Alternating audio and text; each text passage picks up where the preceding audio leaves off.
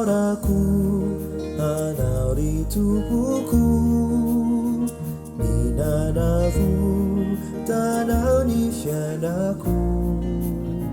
fai fala fua ununakarina haitindai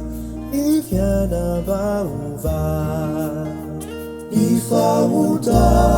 kuevo sasana tukufanu diyu fidilara nasu aputuchi niyazufitali yana nuadike kwitaya lupwana.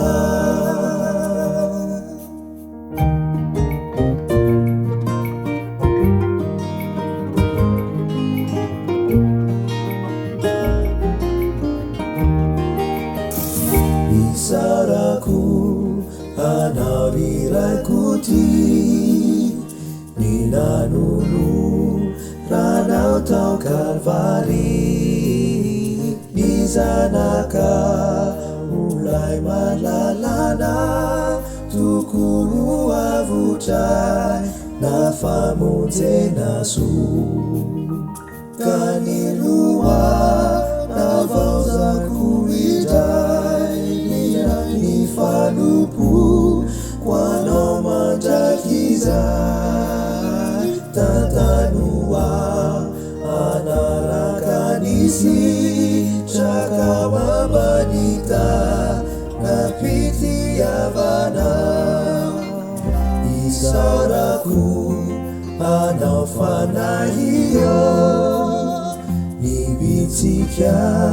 magina tawangu Itamana inda itipanu tira iverina uwawa baladai tururisa na indilalada fare aimanu punai zanai sale uvunina icha jambalija Tugut ni adusi sisai yadaku